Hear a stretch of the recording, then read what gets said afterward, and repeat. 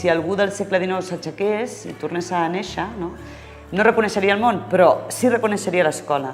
Aleshores, clar, això ens indicava que hi havia coses que havien de canviar. Nosaltres, quan vam triar aquesta editorial, la vam fer molt clarament perquè era el que pensàvem que tenia el recurs digital molt més avançat, molt més interactiu, que respondria al model que estàvem buscant. Des del primer moment vaig ser molt entusiasta perquè vaig pensar que realment era una oportunitat d'introduir les noves tecnologies de ple a l'aula. En el moment que entra un ordinador a l'aula, una pantalla i desapareixen els llibres, la primera cosa que se't posa en el cap és un interrogant, no? Com dient, què fem ara?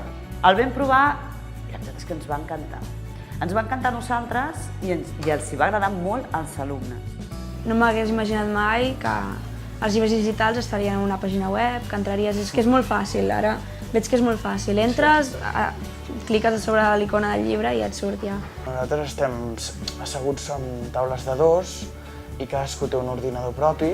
Obrim els ordinadors i ens fan entrar a la web de Digital Text on hi ha diferents llibres de les diferents assignatures. Si hi ha deures, corregim primer els deures o els comentem o això.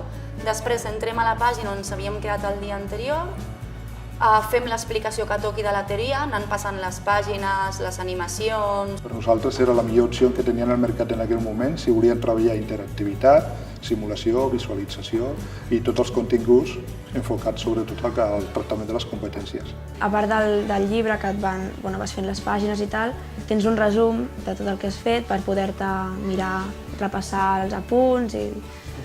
És molt clar, tot dona molt ben estructurat tot.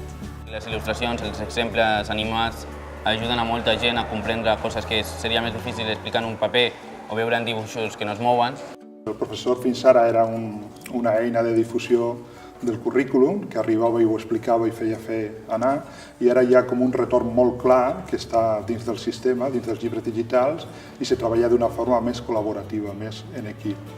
Donar més protagonisme a ells i jo convertir-me realment en una supervisora, en una conductora, en una coordinadora, i a partir d'allà vaig començar a sentir molta satisfacció. Els llibres digitals tenen també un blog i un fòrum, uns foros per posar-te en contacte amb els alumnes, per enviar comunicats, missatges, per poder penjar allà o discutir sobre un tema. També hi ha una part de documents on el profe penja les feines i nosaltres ens les descarreguem.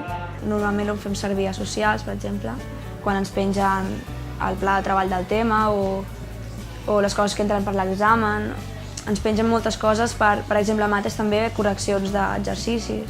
Evidentment, tu a més pots afegir recursos en digital, els meus propis recursos, per exemple, allò que he trobat. Està bé perquè és una manera de comunicar-te amb el professor molt ràpida. Tu entres a l'apartat de deures, llavors entraries dins del tema que vols, selecciones amb un vis d'aquests les activitats. Si hi ha alguna que ja l'has enviada, t'apareix la data que l'has enviat i els grups que l'has enviat.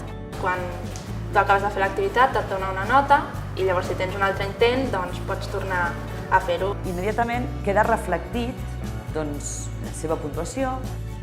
Podem accedir a què ha fallat, què li ha costat més, quines preguntes estan més dificultoses, i d'aquí pots fer l'estudi que tu vulguis. Aquest mètode també pot ajudar els alumnes que poden tenir moltes dificultats si ells ho assimilen, si ells el mètode el fan seu, perquè permet personalitzar més. Es pot personalitzar més i sobretot es podrà personalitzar més, perquè també ens hem d'aprendre a explotar tots els recursos d'aquest mitjà. És online i, per tant, els continguts contínuament eren nous. La primera és que un llibre de text pesa i te l'has d'emportar de casa a l'escola, d'escola a casa. Jo crec que es pot aconseguir un aprenentatge molt més directe, més vivencial i sobretot el que tu has dit, més interactiu. Sí, tenen com més imatges i també tenen petits vídeos o activitats que també estan en moviment i que això també va molt bé per poder entendre o per complementar el text.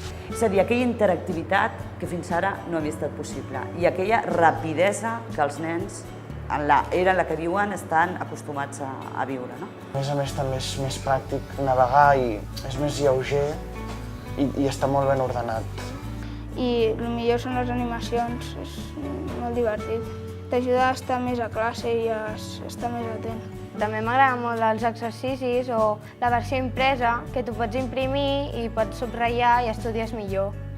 I les classes són bastant més dinàmiques amb Digital Text que amb llibres de text. El que més m'agrada són les animacions perquè fan la classe una mica més curta, fan la classe més divertida. No es fa servir tant paper, per tant, és com més ecològic, no? Jo la valoro positivament. Penso que és una assignatura que teníem pendents al centre. Nosaltres ja aquest és el tercer any que hem optat per utilitzar Digital Text i a més ja no només a nivell de la matèria de ciències, sinó de totes les matèries del currículum. I de cara als altres professors que comencin, animar-los, que la classe pot ser molt més motivadora i dinàmica. Veuran com augmenta l'atenció a les aules, la motivació. Jo principalment que es llanci i que perdi la por.